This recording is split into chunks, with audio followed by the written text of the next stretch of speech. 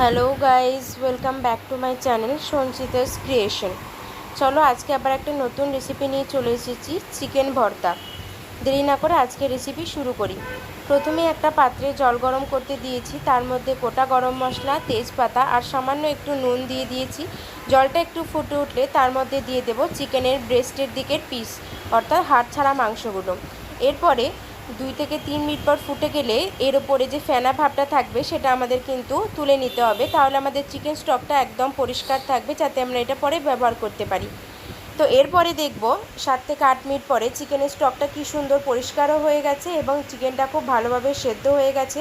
এই সময় আমাদের চিকেনগুলো আলাদাভাবে তুলে রেখে দিতে হবে এবং চিকেন স্টকটা আমরা রেখে দেব। এরপরে একটা কড়াই নিয়েছি, এর মধ্যে দিয়ে দেবো হচ্ছে 3 টেবিল স্পুন মতন আমি সর্ষে সাদা তেল। এরপরে তেলটা গরম হয়ে গেলে এর মধ্যে আমি দিয়ে দেবো একটা মিডিয়াম সাইজের পেঁয়াজ কুচি। পেঁয়াজটা বেশ কিছুক্ষণ সময় নিয়ে লাল লাল করে ভেজে নিলাম। পেঁয়াজটা ভাজা হয়ে গেলে এর মধ্যে দিয়ে দেবো 5 থেকে 6টা কাজু বাদাম। কাজু বাদামটাও একটু ভেজে নেওয়ার পরে এটার মধ্যে অ্যাড করে দেবো একটা মিডিয়াম সাইজের টমেটো কুচি। টমেটোটাও নরম হওয়া অবধি আমাদের সময় নিয়ে ভেজে নিতে হবে। এই সমস্ত কিছু একসাথে যখন আমাদের বেশ ভালোভাবে ভাজা হয়ে যাবে, তখন আমি এর মধ্যে অ্যাড করে দেবো পরিমাণ মতন লবণ। লবণটা দিয়ে একটু ভেজে নিয়ে অ্যাড করে দেবো এটার মধ্যে হলুদ গুঁড়ো। তারপরে এটার মধ্যে দিয়ে দেবো হচ্ছে রেড চিলি পাউডার। তারপরে এটার মধ্যে দিয়ে দেবো হচ্ছে ধনে গুঁড়ো। এই সবগুলো একসাথে দিয়ে এটাকে কিছুক্ষণ সময় নিয়ে আমাদেরকে ভেজে নিতে হবে। দেখব যখন আমাদের এটা প্রায় ভাজা হয়ে এসেছে, তখন আমি এটার মধ্যে অ্যাড করে দেবো কিছুটা পরিমাণে চিকেন স্টক। তো এটা দেওয়ার পরে আমি এটাকে কিছুক্ষণ সময় ধরে ঢাকা দিয়ে রেখে দেবো, যাতে একটা বেশ টমেটোগুলো নরম হয়ে যায়।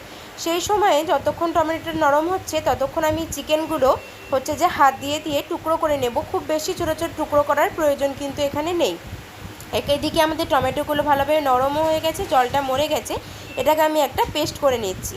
এরপরে কড়াইয়ে দিয়ে দেব বেশ কিছুটা পরিমাণে বাটারটা গলে গলে এটার মধ্যে অ্যাড করব হচ্ছে যে লঙ্কা কুচি। লঙ্কাটাকে একটু সময় নিয়ে ভেজে নেওয়ার পরে যে পেস্টটা আমি করে রেখেছিলাম সেই পেস্টটা কিন্তু এখানে ভালোভাবে অ্যাড করে দিচ্ছি।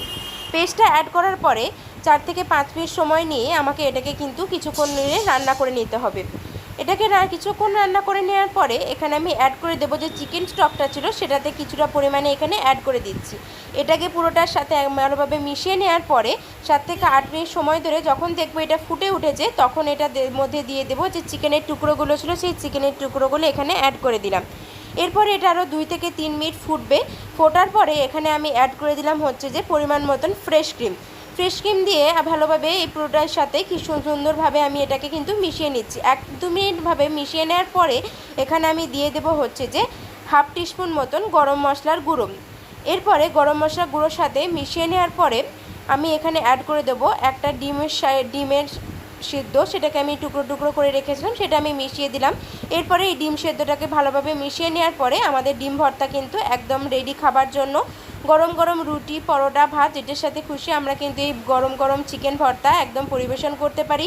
আমার আজকের ভিডিওটা ভালো লাগলে লাইক কমেন্ট করবে, চ্যানেলটাকে প্লিজ সাবস্ক্রাইব করে দেবে।